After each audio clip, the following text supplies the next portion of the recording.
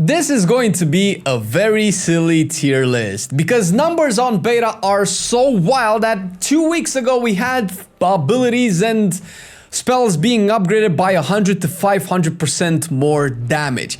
But we're gonna do it, we're gonna have fun with it, and come back in, I don't know, maybe a month's time and see how these specs have progressed in the grand scheme of things in terms of how what DPS they do and how they perform relative to the other specs in this list, because we are gonna be looking at Mythic Plus in Midnight, mostly from our experience, looking at some of the logs, albeit however sketchy those are. We're gonna get to those one spec at a time. So without further ado, let's make some people mad. We're gonna take Affliction first, that has been seeing ups and downs throughout the beta and alpha cycle in terms of its design, where it has been, you know, kind of stripped away from some of its power, I believe, in terms of its stable affliction spread and how it does its AoE with some of the recent buffs to Dark Glare. I believe Affliction is kind of around A to B tier-ish.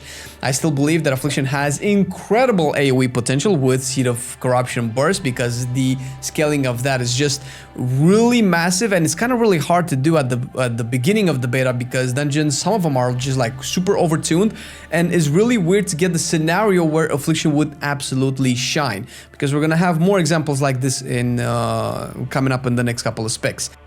However, dude, I don't know what's going on. I really want to put arms into F tier, dude, but it's probably not as bad. But I will have to say that, at least in the most recent of dungeons that we have seen, especially from other people as well, in decent to high level keys, 10 to 15 is what usually people do on betas at the moment, arms has been almost consistently under the tanks. And being under the tanks is not a big deal because, for instance, Vengeance, kind of all DPS is half of the specs in the game at the moment. So when I said that this tier list is gonna be silly, it is turbo silly. However, I do feel like arms is probably, if not the next one, at the top 5 next specs to receive massive tuning in the next couple of weeks, depending on when you see this video, depends on how this is coming out. So I'm gonna put it into F tier just to point out how much attention it actually needs. Assassination, spearheading the rogue class as a whole, is going to go into B tier because it seems to be doing the... Am I gonna spoil the rest of the rogue specs? The best at the moment, so it's not looking really good. But rogue is having a major identity crisis, and for better or worse, assassination is the one that has its identity mostly stapled in. So it's looking like the most stable version of the rogue, and even that, it only gets you as high as B tier. But I still believe that the tuning is just wild across the board. However, I feel like assassination has a lot of potential. Of course, it's a little bit of a meta prediction kind of tier list, but if I'm going to predict like what it would be if tuned properly, it would be at least A tier in the way that it's kind of approaching AoE, although maybe that's a little bit of copium. Copium is also to see if we can actually reach 200,000 subscribers on our channel, because we're actually getting close, and I didn't really think it was going to be a reality until I seen many of you actually hit that thumbs up and subscribe button, which we are super grateful for. It definitely brings that old YouTube vibe back where the channel keeps growing, and we're excited. So if you like the content, you want to see more of it, consider doing a little bit of favor for us. And if you feel a little bit extra generous, we have a Patreon at patreon.com/Marcelian&Flame, where we do some exclusive goodies, early access videos, and a lot of other stuff for your enjoyment. So thank you very much for supporting us in this amazing, very tumultuous year, I would say. So let's kick off 2026 the right way. Augmentation, this is always a hard one to judge because logs are already difficult to read when it comes to augmentation in the way that it's approaching, you know, performance as a whole. Not to mention that we don't really have add-ons anymore, so we're like solely reliant on logs at the moment. Add-ons in the sense of details, for instance, and optimizing specs is also pretty far off in the horizon. But I haven't really seen augmentation explode. In terms of its personal performance, augmentation is kind of fine. We all know that that's not why you're taking it. You're not playing augmentation to be the #1 on the DPS meter. Of course, it has a lot of other functionalities that it brings to the team. So likely in terms of value, maybe it's like a tier higher, but so far that's where we're gonna be seeing it. I'm struggling to remember the last time Balanced Druid has been turbo poopy-licious. I'm gonna put it into D tier because I have seen more than one dungeon where, especially a hierarchy like above 10-12s, higher for beta at the very least, where the balance rate has been below the tank, like not even like 80% of the tank's damage. It's been really, really, really low. There's some tuning issue with balance druid, and if arms is, you know, in need of some dire attention, balance druid is maybe next in line as well. So we're gonna put it right there. With Arcane, we've just been off of a bunch of buffs, a bunch of, let's say, tuning. Let's say another talent has been readjusted. I think it was overpowered missiles that they addressed. So it's kind of really hard to see where Arcane is kind of lying.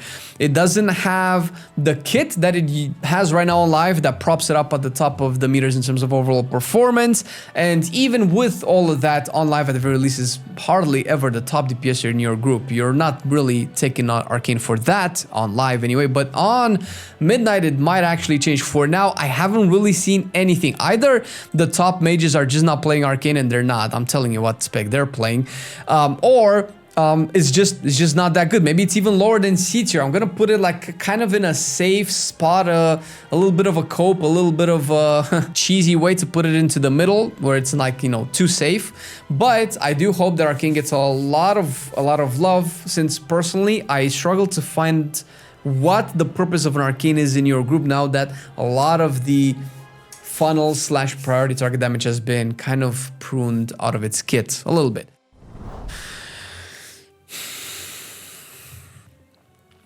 Listen, if I tell you that Beast Mastery deals the damage of 2 other DPSers put together, will you stay there and say, this sounds like a spec that I want to main in Midnight?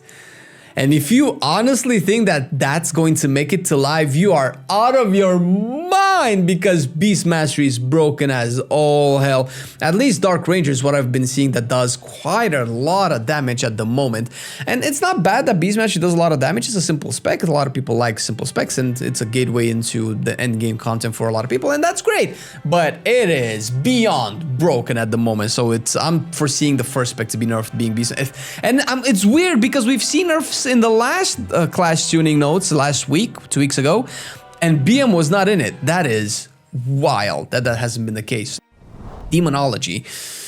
Ooh, you know what? I changed my mind. I will move Affliction down here, because Demonology is actually one of the strongest. No, it is the strongest Warlock specs from what we've seen so far. It's not BM level yet, but I've seen some Demonologies kind of creep up on the BM Master tree, and that's all with Implosion having a cooldown, and that's very surprising. Maybe also because Demonology is a little bit more stable in terms of how its performance goes and how it actually dishes out its damage. It doesn't need like aggressively large pulls with Seed of Corruption spam or what would Destruction need. And I think maybe it's just easier to make it look good on beta early on, when the keys are still not fully fleshed out and the meta still not, you know, nailed in. And that's basically where Demonology is. Destro is actually even lower, and it's basically the argument for Affliction dialed up a little bit higher, because Destro also scales with big AoE. Now, we've lost on Destruction at the very least some talents that made its AoE scaling really high, but we did have, I forgot the name, one of the capstones where Rain of Fire has a chance to make your next Rain of Fire, I believe it was, free. So basically it can ramp up, so you can get more and more free Rain of Fires out. It doesn't feel like the scaling is ever gonna be the same with Rain of Fire not being able to generate any kind of shards anymore, and Ritual of Ruin is kind of gone also. It's debatable. It's because I think from the last class tuning, we've also had a shift in what Dimensional Rift is. They really want us to play that Dimensional Rift. Now, I doubt it's ever going to be really good in AoE, and I don't know if that's going to change. I don't think it's going to give it any potentially good single target either, not at the way that things are looking at the moment, so who knows. Now, Fire Mage has received Scorch back in the last couple of days, and people have been picking it back up. Weird how adding another bun makes people want to play the spec. However, it's okay. I mean, it's decent. I've seen some Fire Mages actually destroy. Now, it could be some unique situations. It could be some exceptional Fire Mages that do a lot of damage. It might have been like a freak key where it just so happened to do really well, but I feel like I've seen Fire Mages out DPS Devourer, I'll DPS maybe some Beast Mastery, but maybe those weren't, you know, the broken Beast Masteries out there. But it was doing really good. So, I mean, I'm kind of hoping that it's going to be good. So this is where it is right at the moment. It's kind of easy to do a lot of damage with Fire Mages before actual tuning happens. And Blizzard usually is very, very, very careful about letting Fire Mage do a lot of damage. They're not that careful with Frost Mage. Dude, I swear to God, everybody and their mom are playing Frost Mage, and my opinion is the only reason is because it just does a lot of damage.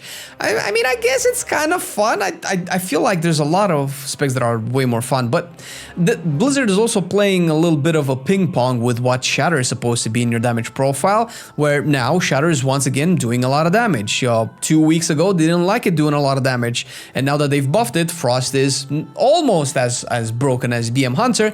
Well, we still have a little bit of ways to go to get there. Now, I don't know if then they're gonna nerf Shatter again. We're still struggling to find out where exactly this new version of Frost lands in terms of the overall meta. Marksmanship is kind of the same as Arcane. I have seen, I think, one Marksmanship Hunter. I've seen more Survival Hunters than Marksmanship, maybe because Marksmanship hasn't really received a lot of stuff, and maybe because people really don't like the slow aim shots, and I can see how that is. And it's just meh, it's just, sure. I mean, maybe there are some super unique marksmanship playstyles and builds out there and strategies that can just propel it up the higher. I just haven't seen it myself, so I cannot really rank it any higher. And if you know different, and if you think, oh my god, dude, this guy is dumb, marksmanship is S+ tier, well, let us know in the comment section down below, man, because this is what we think, so that's where it's gonna be. Now, Outlaw is down bad as well. I think D for down bad is pretty accurate. Outlaw has also kind of shifted, well, it's shifted its identity quite a bit with the whole pruning situation, but has received some interesting buffs. Last week, I still don't think it's up there. It's really low. Like, almost all of the good Outlaw rogues that I have seen have struggled keeping up with. Like, Outlaw doesn't even do half the damage of a Frost Mage or Beast Mastery, and that actually kind of matters a little bit. It's interesting to see how they will play this out, because Roll the Bones is changed, and the way that the damage can scale for Outlaw is definitely going to be way different. Now, Survival Hunter has been... I've seen some Survival Hunters really crank and some Survival Hunters really struggle, so I'm not exactly sure where to put it. It's definitely better than a lot of the Destro Warlocks that I've seen, for sure. And what we probably knew about Survival is going to drastically change, considering that pretty much most of its kit right now is AoE. So depending on where the tuning lands, it might just be a really good spec for Mythic Plus. One spec that has surprised me to how poor it's performing, or how poor considering to where I thought it would be, is Devastation. I've seen some people really struggle getting Devastation numbers out there, and I've played it a little bit. I had a lot of fun. It definitely has some burst potential. Maybe I was in a party with people still trying to figure out what their playstyle is, and my damage seemed higher than it normally is, because I would have ranked Devastation at least A tier, but you know, I'm not the only one playing, and I have to kind of average it out based off of what I've seen from other people as well. Maybe it's because the tier set revolves around Azure Sweep so hard that maybe it's pulling it back a little bit. Maybe they need to buff Azure Sweep a little bit more, because that also functions really well with Eternity Surge, which is not historically the way you want to do AoE damage with Devastation. And if you play Flame Shaper and you go super hard into Pyres, yeah, I mean, you cannot even go the Firestorm route, which Firestorm doesn't really do that much damage anyway, but it kind of is the AoE route of Devastation. You're not even pulling those out, because the tier set will force you into doing Eternity Surges. I don't think you're going to be playing Firestorm at all. First of all, it's tuned really low, and it's also very expensive to get in terms of talent tree. Now, Devourer is a very Pinata type spec. I think in the first week it was beyond broken, then it was nerfed, now it was buffed again, because I feel like at some point Collapsing Star was a DPS loss in single target to use, but that might have been just in raids. It's not as broken as the other two. I feel like Devourer right now, although, you know, that's up to the devs to see where they want the damage to land, Devourer right now is maybe what you would want an S tier spec to be. It does a lot of damage, it does more damage than a lot of other specs, but it's not broken. It doesn't do double the damage. It's not like if you have one Beastmaster, you can kick one DPS out of your party because you're going to be just fine and you're still going to time the key. And I actually would like Devourer to be stronger. I don't want to say overpowered, but I want it to be stronger than the other specs, because, I mean, it's the poster child, it's the new spec.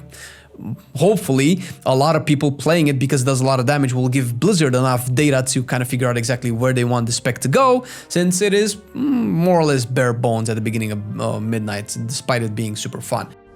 Now, Elemental is one of those super strong, solid specs at the moment, and I've seen some Elementals break the meters as well, mostly Farseer. Ancestors doing a lot of chain lightning damage is actually really cool, and I really want to see more of that with Farseer going forward, because all we've known so far in the world within has been Stormbringer. Now it could be that Stormbringer is just tuned into the ground and it's waiting some buffs, and it might overtake Farseer again. I mean, I would love to have some options, because Stormbringer is cool and all, but chain lightning from Ancestors, chef's kiss is all I can say. Now, Enhancement has been very underplayed as well, but played a little bit more. And from some of the top players that I've seen, I think I've seen El Broil Blow. Is that? I'm sorry if I mispronounced the name, but I know that this person has been incredible at Enhancement for the last couple of years. I remember his name, I think, since BFA, and he's been doing really well on Enhancement. But then again, you know, it can be just different groups, different situations, different keys, different strategies, different builds. However, I still have kind of hope for Enhancement, so you can say that maybe Enhancement is a little bit of a cope right now. Maybe it's B tier, but I would like it to be A tier, so it is still a prediction tier, so I'm kind of predicting that maybe that's what it's going to be. Now, Feral has been severely underplayed, maybe because similar to Marksmanship is mostly the same, and it feels like it has some issues now. I don't know if it's as bad as Balanced Druid. I've played it, it seemed fine, I could do some damage. It did receive some changes to Chomp, which I don't know if it translates very well into AoE, since Chomp is the single target version of the Capstone. You can still play, and they buffed Feral Frenzy as well. I'm not sure if that pushed people to play Feral. We're definitely missing a lot of data on Feral, and it might just be better because don't forget, Feral still has Primal Wrath, which is uncapped in terms of AoE, and we are in a situation where it's kind of hard to pull that big in dungeons at the moment. Not all the mechanics are properly tuned. We had this discussion with Warlock before, so there's potential that Feral is way higher, we just haven't seen it yet.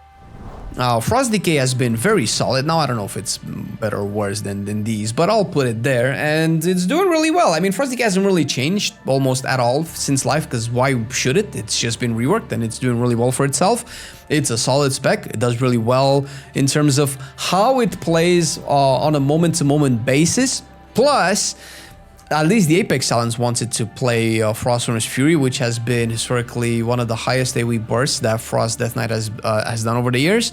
And once that gets tuned, because you're definitely going to want that to be tuned properly, it's the Apex Talents, you can probably see some gnarly pulls with Frost Decay where it can explode with that Frostwurm's Fury. I mean, at least I hope so, because it's cool as all hell.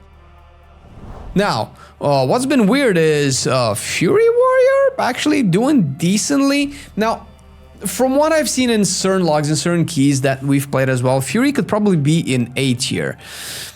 The thing is, it's kind of like the reverse argument of Warlock, where obviously Fury is AoE capped, and they even took away the Rampaging Onslaught, I believe it was the talent, that they used to splash all the way up until 8 targets, now it splashes down to 5, so they took away some of the AoE scaling, because, I mean, it didn't even survive to see beta, unfortunately for Fury Warriors. So right now, because probably people are playing a little bit more safe, making smaller pools, learning the dungeons, Fury's probably doing a little bit better, or at least it looks like it's doing better, because once you go super high into big pools, into big dungeons and pushing keys, Fury starts to struggle a little bit. It didn't feel like in its rework it received talents that would help it do really well in high keys and large pools. That doesn't mean it cannot push keys. We've seen that before, where Fury has been doing really well in decently high keys, 1 or 2 below the max, but I just don't see it any. And even putting into B tier is being very charitable at the moment. Havoc has received an interesting change that has been making Havocs, me especially, very sad with how a Fire and Tide has been nerfed to just have a cooldown reduction for Immolation Aura and no longer have the RNG slot machine effect, which was really cool. Now, I'm not saying that a lot of AoE damage from Havoc is baked into that, but it is a lot of AoE damage from Havoc. Also, I don't think a lot of Havocs are playing Glaive Tempest, which is also under-tuned at the moment and super expensive. I feel like Havoc is fun. When it does damage, it does quite a bit of damage. Maybe I'm being a little bit too full of cope to put it into A tier. I did play with one of the best Havocs that I know, and he was absolutely cranking on Havoc, but he's also a very good Havoc, and I'm very bad, so I don't know if equally skilled players can pull off the same thing. I do believe that Havoc has definitely AoE potential, especially with the Apex Silence, where you get those Blade Dance resets, where you can do some pretty insane AoE damage with some nice combos. The Hunt into a bigger I-Beam, into Blade Dance resetting its cooldown. That's actually really fun. Now, weirdly enough, Red has been struggling trying to keep up. I'm gonna put it into B tier, but it might even be a little bit lower. I'm not sure. I mean, recently they got Crusading Strikes back. Not that that necessarily influences its AoE performance, but that definitely shows that they're not currently done with what Red is supposed to be in Midnight, or at least they weren't done in the past, in like a week ago. So I don't know if they're done now. Plus, there might still be bugs with a lot of other specs. I would be surprised if Red ends up in the B tier because it is the most popular spec in WoW at the moment, mostly because it's just very solid and it does a lot of damage and it's very simple to play, and that doesn't really change in Midnight. So similar to BM might be nerfed, but I do believe that Red might see some buffs as well at the very least, because why make your largest community upset? I don't understand it. Now, this is a very controversial pick, the next one, so I'm gonna put it here, and I accept the criticism that you have for me if I am wrong, but when I played Shadow, and I am a very mediocre Shadow, I was able to out DPS my Demon Hunter friend that's absolutely cranking. And a lot of the Shadow keys that we have seen in logs are from Shadows that were struggling to kind of do some damage out there. But there were very few Shadow Priests that I think even out DPS Beast Mastery Hunters, so there's definitely potential there. There's definitely something there. Maybe it's a little bit harder to play with the new Tentacle Slam because it applies your dots in a line, and maybe a lot of the Shadow Priests are not used to that right now. Maybe it's how they kind of nerfed the Shadowy Apparitions right now, and I don't know why, because a lot of Shadow Priests have been waiting to play them, myself included, so I don't know how that affects its AoE potential. Maybe it's going to be baked more into Psychic Link now, because Shadowy Apparitions did do a lot of damage when I played Shadow. But I would love to see Shadow back into S tier, man. It's been such a long time since it was really good. Last time it was really good, I feel it was mostly because of Power Infusion, but we'll see. We'll see how that plays out. Subtlety Rogue is, weirdly enough, not as bad as Outlaw at the moment, but also it's kind of hard to rank Subtlety Rogue. First of all, I believe there were some bugs with Trickster, and they did try to make, and I think they might have succeeded to make Nimble Flurry a little bit more straightforward. I don't think Nimble Flurry works with Eviscerate anymore, and I think it only works with a Generator, and I don't know how this will translate into Subtlety's AoE performance. Not that necessarily you can only really play Trickster, but Deathstalker is more of a priority damage type thing, and if it's tuned properly, we could see, you know, Subtlety be one of the specs that can inch closer to that funnel damage that we need, that priority target damage that, you know, Arcane kind of left a vacuum for. But that relies heavily on how they're going to be tuning it, and they have been playing a little bit ping-pongy with what Shadow Dance is supposed to do for Subtlety Rogue in the Midnight Alpha and Beta, and I'm still convinced that they haven't really hit the mark where Subtlety is supposed to be, and maybe that kind of shows in its performance at the moment.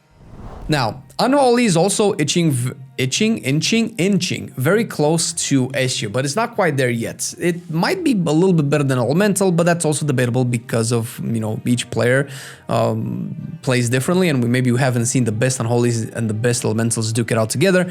And so far, what I've seen is Unholy really doing damage with diseases, not as much as with the pet builds, which is what you might be thinking you're going to be doing. Diseases have actually been doing really well, and that usually is a little bit harder to tune since dots have a history of being either really strong or really poor. Right now, it's inching, again, I said it again, on the really strong side. And I mean, when was the last time that we've seen Unholy crank? I'm gonna be honest, because it's been Frost Death Knight for days. Last but not least, we have Windwalker, and I've played Windwalker, but this is also another hard one to put. I'm gonna put it into B tier. Shadow Pan might be A tier, but Celestial Conduit is poopy pants, dude. And I'm, you know, being a little bit more safe and clean. I've ate some soap this morning. Shadowpan is actually doing really well, and I have played with Shadowpan, and I was actually cranking really hard, and it was really cool to see. But because of how Conduit is doing, like, I don't know what their idea is for Windwalker. I would hope that their idea is at least Shadowpan level of damage output, and not what Conduit is doing at the moment. But Conduit has also changed drastically, where now Invoke Zhuen is in Conduit, and somehow Shadowpan does more damage without Invoke Zhuen. So is Invoke Zhuen under nerf? Maybe they nerfed it too much to not skew the power balance of Windwalker too much. Maybe having to actually channel Conduit as Celestial loses you more on damage than just doing a regular rotation and shooting out Fists of Fury. They've also giga nerfed Slicing Winds for some reason. I mean, I know some people don't like it, and that's perfectly fine, but I feel like it's doing like half of the damage of a Whirling Dragon Punch in Strike of the Windlord, while also having a larger cooldown and being kind of like a capstone. So I don't know what's going on with Windwalker. I don't know if the devs know either, but this is how it's gonna be looking for now at the very least. Now, I know some of these are, you know, maybe not where they're supposed to be. We're working with incomplete data. We are still trying to figure out these specs and how they work and how they should be, because some of them are definitely not very intuitive. And perusing some of the high-level players, we've seen that we were wrong on how we perceive some of these specs, because, I mean, we can only do so much, man. These are the talents, and it is what it is. But it's gonna be interesting to come back to see how they behave in the future. And in the meantime, you can check our Outlaw video going over the rework, which actually makes Outlaw a lot more fun to play than we initially thought.